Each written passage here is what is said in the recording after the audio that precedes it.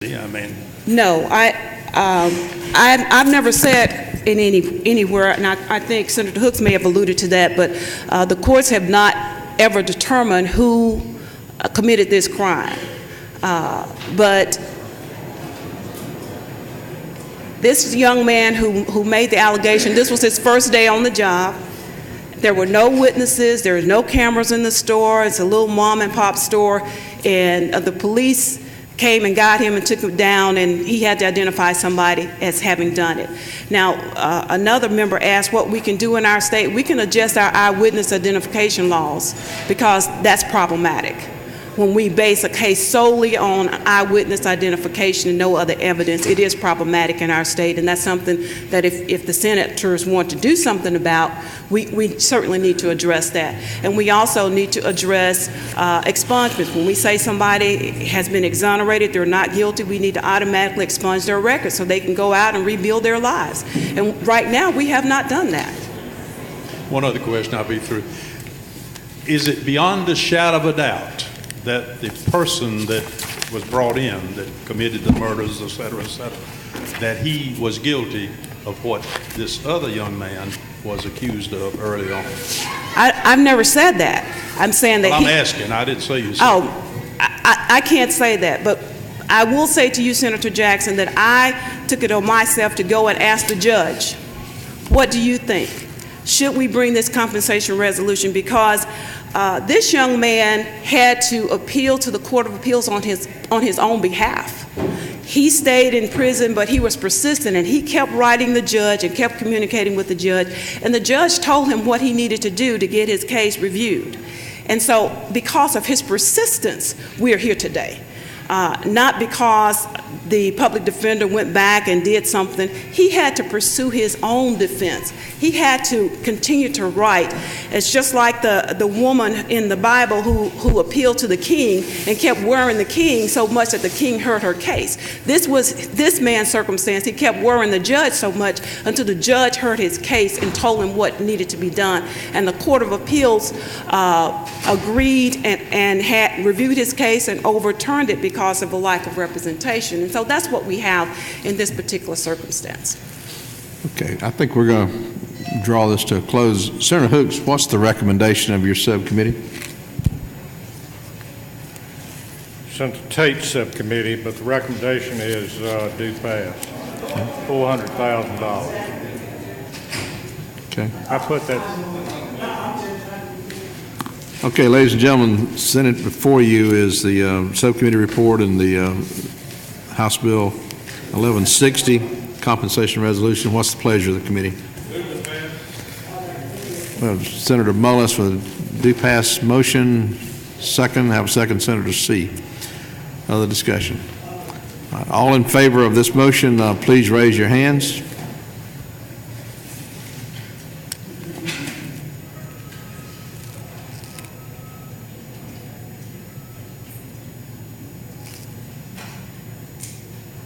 Got it? All right, and all opposed?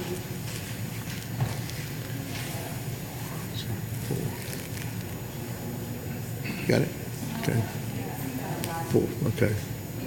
Oh, just keep the nays up, please. I count 4, but 5. Yeah. Another one. Okay, what's the vote, Madam Secretary? 15 to 5, House Bill 1160 passes out. Thank you very much. Senator Hooks, you have one other resolution. I have one other small one. It's by Representative Buckner. I'll call her with the chair's permission down at this time. This involves a man that actually was injured in Americus, Georgia, in the Labor Department office. All he's asking for is his medical bills be paid. Mr. Coley lives in Ellaville, Georgia, in Sly County, and the regional office is in Americus. I know the office very, very well. I was involved with building it. He went in to sign his son up for the Job Corps. He wasn't in there for himself. He was in there for his son, get his son signed up for the Job Corps. At that time, thank goodness they've removed them now, they had chairs on wheels in the waiting room, believe it or not. It's a concrete floor. he fell out of the chair and busted his head, back, and neck. They called the ambulance from Sumter Regional Hospital. He was admitted to the hospital, and he sustained damages, medical damages, up to $7,500. I called the administrator of the hospital myself, and his hospital bills, of course, and medical bills are still outstanding. He doesn't have any way to pay the bills. This will simply pay his medical bills. And you have anything to add, Representative Buckner? So the recommendation of the subcommittee is? Recommendations move forward. Recommendation of the Compensation Commissions move forward. All he's asking for is his medical bills. Questions, Senator Williams? The previous bill, I understand. I'm just wondering, are we going to get into every slip and fall case in Georgia that's in a state building coming before this committee? Most of them are turned down, in my experience, Representative Senator Williams. What they do is they have to go before the Compensation Commission, which is chaired by the Secretary of State and has the DOT Commissioner on it.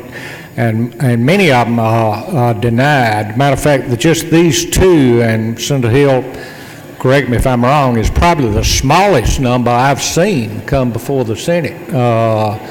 When I was chairman of this committee, I appointed Senator Chuck Clay to chair one, and we had like 11. One of them involved a weed eater that got out of control at the state mental hospital in Milledgeville and flew off the handle and broke somebody's windshield. They agreed to compensate that. No, we don't do every one of them, but we do those that the Compensation Commission, which is the three-member commission chaired by the Secretary of State, recommends to us, and it tracks the budget. Senator C. Will the senator yield? Certainly. Senator, the wheelchair part of this, was the victim actually in a wheelchair or just sitting in the wheelchair? I'm not clear. Oh, chair on wheels. The chairs are on wheels. Now, The why chairs in the world- waiting area? The chairs in the lobby were on little bitty rolling chairs. Now, they've taken, immediately after this happened, the Labor Department of Americas took these wheels off these chairs so they don't slide around. Thank you for that clarification. Senator Jackson, we're dangerously close to losing our quorum, ladies and gentlemen, so let's move along. My good Yes, sir. American Georgia, who's responsible, the floor or the wheels? You know, if this was a great big fat case, I'd say it was a good job for some products liability employer or a lawyer to figure that out. But this man's not asking for pain and suffering or anything else. He's just asking us to pay his medical bills. He owes the hospital. Follow-up question. Yes. Well, are you saying the state, the taxpayers, are responsible for the floor or the wheels? Well, in my estimation, they're responsible for both. The state labor department should have ever had chairs in there on wheels, and the floor, I don't think, is at fault. The wheel. Well, wouldn't you think that those wheels were probably put on there for easy access for those persons? I would think. I would assume that would be the rationale. I never have asked them, but I know one thing. Right after this happened, they removed all the wheels. So they had good intentions of what They had good intentions. It They're wasn't good. put in there for a handicap for anybody to Right. fall. Thank you. All right.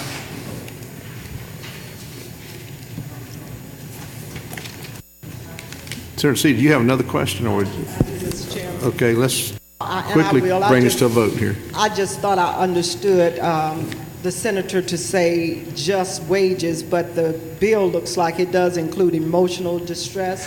They've got that in there. Representative Buckner's got all the medical bills.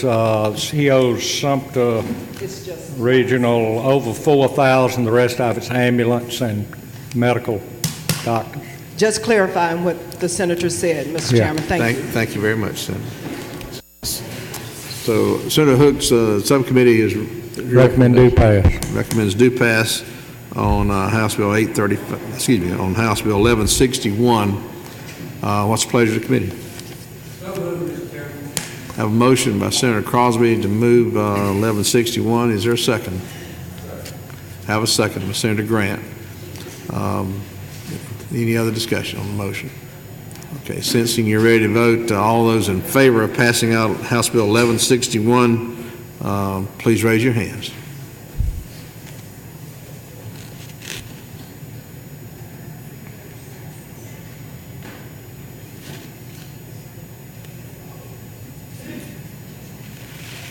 Got it? Got it? Okay. All opposed?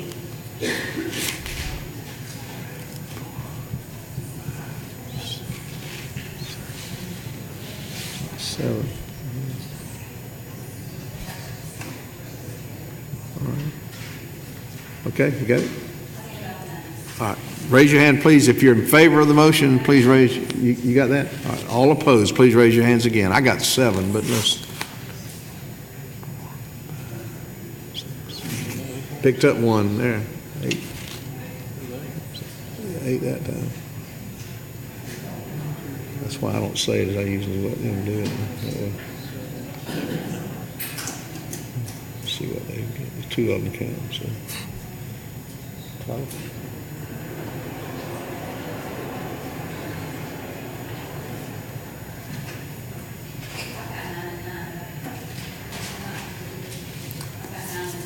All right. Ladies and gentlemen, in abundance of caution, having gotten caught in this situation last year, I don't want this to happen again. Before we leave here, we're going to try to get a vote that counts. So, all in favor of passing out 1161, please raise your hands. Some folks might have voted on both sides, but it's okay. It's all right.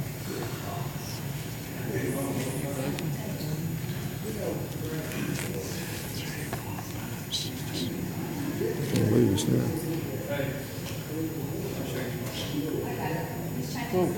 Oh, that's fine. Which one?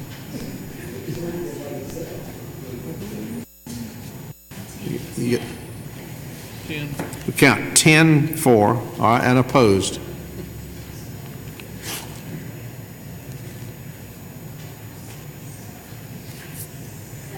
Ten and 7 opposed. The bill passes out. 1161 do pass.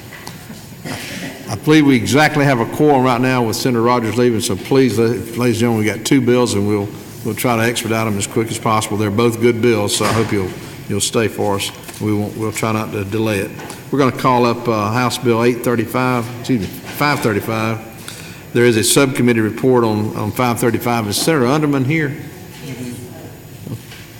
Oh, okay. Are you prepared to give your subcommittee report as well? Representative Oliver, you want to present your bill or however y'all want to handle it? That's fine. Okay. Thank you, Mr. Chairman. I bring to you House Bill 535, which is the work of the House Appropriations Committee over several years in relation to modernizing funding for Georgia's state veterans nursing homes. As you, I'm sure, are aware that we have 2 nursing homes for veterans in Georgia.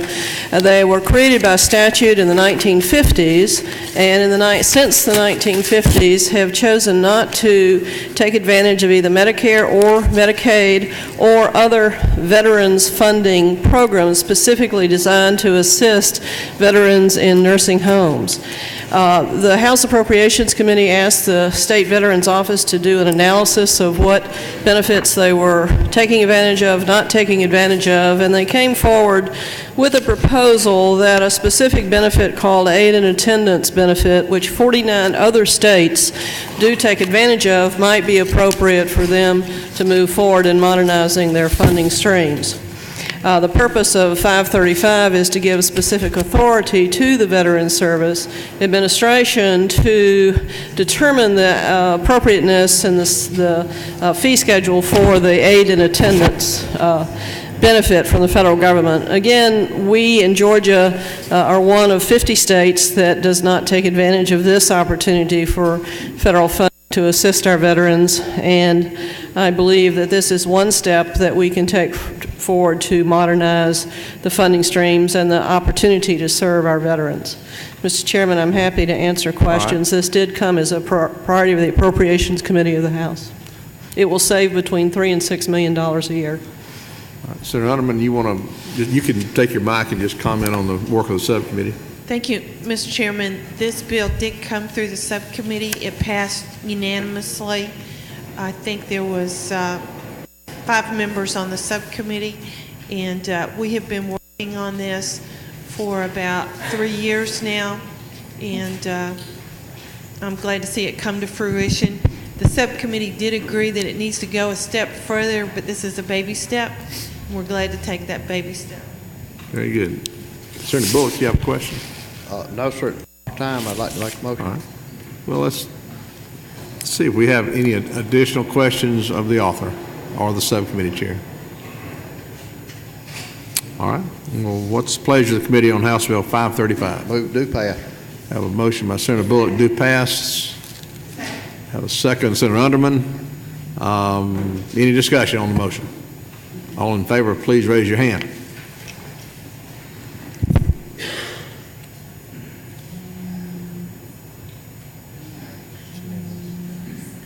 Got it? And all opposed? I do not see a nay vote. 535 passes out. Thank you, Mr. Chairman. Congratulations. Last bill. I'm going to call up Representative Byrd and Representative Martin to handle HB 456. You may remember a similar bill that Senator Judson Hill sponsored in the Senate last year. Please, pardon me. If it pleases the chair, I think Senator Hill had to step away to the governor's office. He asked me to go ahead if it would please the chair and the committee. We bring to you today House Bill 456. I always get those numbers backwards. House Bill 456 as a companion bill. I believe it was Senate Bill 223 by Senator Hill that is exactly the conference committee report that the senator and members of the Senate Conference Committee agreed on, with the one change, Mr. Chairman, that I mentioned. Lines 30 through 32, we invited an appointee in the House and an appointee in the Senate to be a member of the minority party. Since the Sunset Committee's recommendations would come back to the legislative branch to be approved, we thought it would be important to include the minority party in that. And I would answer any questions on the bill, but again, this is the language from the conference committee report that was Senate Bill He is 223. speaking, ladies and gentlemen from the committee, I apologize for not pointing this out. He is speaking from the committee sub LC 21-1802S. Senator Hill, you want to comment on the committee sub, which I think mirrors the bill that you may have authored, and that you may I asked Senator Hill to look at it since he was the primary Senate author. Thank you, Chairman. This bill is no stranger to this legislative body. It's been around here for a while. We perfected the bill through the Senate, and the House did the same thing, and actually we passed it out, and it just got stopped up last year on day 40 on sine die with a conference committee report. We reignited that effort, I guess, the first week of the session.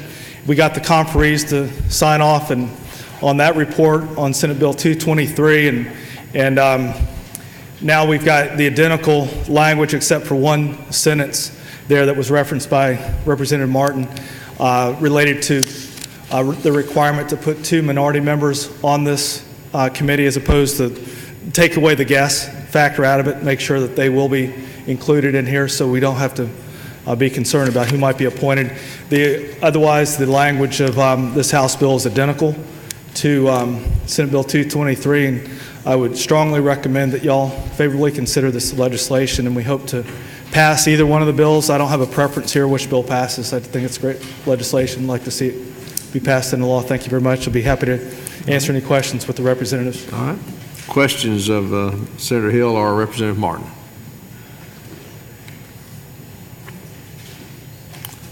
All right. Have a motion by Senator Bullock do pass by substitute. Senator Bullock. Second by Senator Mullis. The motion is to pass HB 456 by sub LC 211802S. All in favor of that motion, please raise your hand.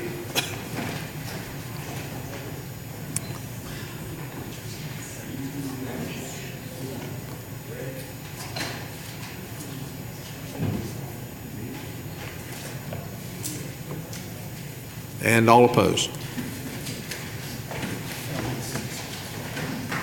What? Yeah, I told you. Ladies and gentlemen, the motion carries. 456 is passed out by sub. Thank you so much for your attendance and for your participation. Appreciate you and look forward to your support on the floor.